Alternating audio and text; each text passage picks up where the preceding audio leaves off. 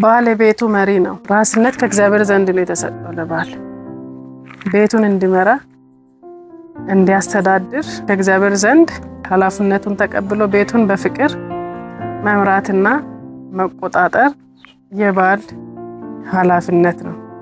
ቤቱን መንከባከብ የመሪ ስራ ነው።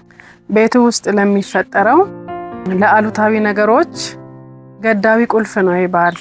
አሉታዊ ነገሮች ከቤትም ከውጭም ሊመጡ ይችላሉ።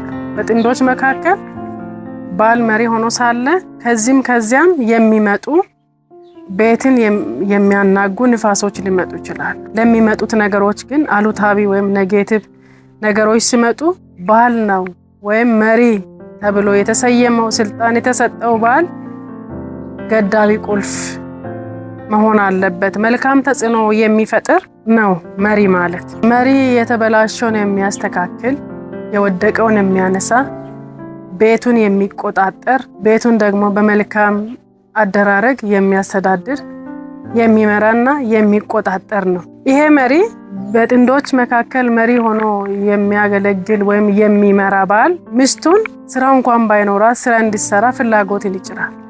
ይሄንን አንቺ ብትሰሪ የኔ ሚስት እንደዚህ ጥሩ ታለንት አለሽ፣ ይሄንን ብትነግጂ፣ ይሄኛውን ብትሰሪ፣ ይሄኛውን ብታደርጊ እያለ ፍላጎትን ይጭራል። ፍላጎትን ብቻም ሳይሆን ሰርቶም ያሰራል ባል። ይሄ መሪ ሰርቶ ያሰራል። ሚስቱን ለበጎ ስራ ያነሳሳል። በደሏን እየቆጠረ ያጠፋችውን እየቆጠረ ያነኩ እንደዚህ አድርጌ እንደዚህ አበላሽተሻል ብሎ በቤት ውስጥ ብቻ አፍኗት የሚያስቀራት አይደለም መሪ። የጠፋው ለጥቅማችን ነው፣ እንደዚህ የሆነው አንቺ እንደዚህ አድርገሽ አይደለም በማለት አካሄዷን አይቶ መመለስ የሚመለስና የሚመራ መሪ ነው። ይሄ መሪ የሩቁን አይቶ የሚያቅድ ነው። ነገ የሚሆነውን እግዚአብሔር ነው የሚያውቀው። ሰው ግን እንደ ሰው የራሱን እቅድ ማውጣት አለበትና መሪ ልክ እንደ ገብረ ጉንዳን አድርጎ የሚሰራ ነው። በበጋ ጊዜ የሚያስፈልገውን ነገር ሁሉ ለሚስቱ ለቤቱ ያመቻቻል። መስራት ያለበትን ነገር ይሰራል። ገብረ ጉንዳን በበጋ ጊዜ ነው የሚለቅመውን ተሸክሞ አምጥቶ አዘጋጅቶ ክረምት ጊዜ ችግር ሲመጣ፣ ዝናብ ሲመጣ፣ ብርድ ሲመጣ ለስራ መውጣት ባልተቻለ ጊዜ ያንን በበጋ ጊዜ ያከማቸውን እየበላ ራሱን ቤቱን የሚያስተዳድረው። እንደዚያም ሁሉ መሪ የሚባለው በጥንዶች መካከል ያለ መሪ ወይም ራስ የሆነ መሪ እንደ ገብረ ጉንዳን ቀድሞ ይሰራል። ስራዎችን ቀድሞ ያደርጋል። የሚያደርገውን ነገር ያደርግና ቤቱ ችግር ላይ እንዳይወድቅ፣ ቤቱ እንዳይናጋ፣ ልጆቹ እንዳይራቡ፣ ሚስቱ እንዳትጨናነቅ ቀድሞ ያዘጋጅና ለችግር ጊዜ ያመቻቻል። መሪ ደግሞ የመሪ ስራ ምንድነው? ለምሳሌ መሬት የሚታረስ ከሆነ ደጋግሞ በማረስ ዘር ከተዘራ በኋላ ምርጥ ፍሬ እንደሚገኝ ደግሞ ያምናል። አንድ ብቻ በማረስ ተዘርቶ ጥሩ ፍሬ እንደማይገኝ የሩቁን እያሰበ ነገ የሚያገኘውን ፍሬ እያየ ደጋግሞ ሰርቶ ነገ ላይ ያማረ ህይወት ለመኖር የሚሰራና የሚያስብ ነው። በጥንዶች መካከል ያለ መሪ ሚስቱን እያበረታታ የሚሮጥ ነው። ስራውን እየሰራ ቤቱን የማይረሳ ነው። የአብሮ ሰራተኛ ነው መሪ። ያግዛል፣ በጣም ይረዳል፣ ይረዳል። እየረዳም እየተረዳም የሚኖር መሪ ይባላል። መሪዎች ስለመሩ ህዝቡ ልባቸውን ሰጥተው አገለገሉ ይላል።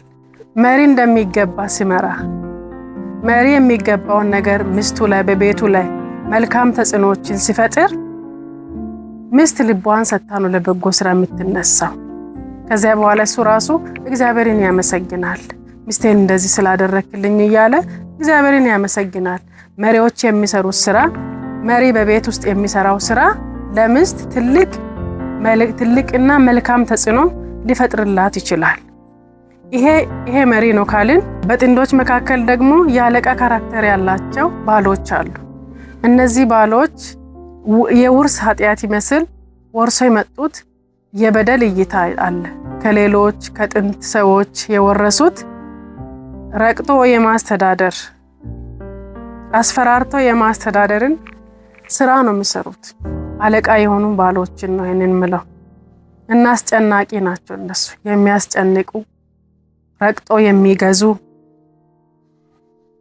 በጣም የሚያስቸግሩ ባሎች ናቸው። እኔነትን ብቻ የሚገልጹ እኛን የማያውቁ እኔ ሰርቼ እኔ ለፍቼ እኔ አምጥቼ አንቺ ቁጭ ብለሽ አንቺ ተኝተሽ አንቺ መብላት ብቻ ነው የሚሉ የሷን ስራ ከግንዛቤ ጭራሽ የማያስገቡ ቤቷን ልጆቿን መያዟን እንኳን የማይመለከት የማያስብ ይሄ አስቸጋሪ ባል ነው። ሚስቱን ከማማከር ይሄ ያለቃ ካራክተር ያለው ባል ከሌሎቹ ጋር ይማከራል፣ ከጓደኞቹ ጋር ይማከራል፣ ከቤተሰቦቹ ጋር ይማከራል።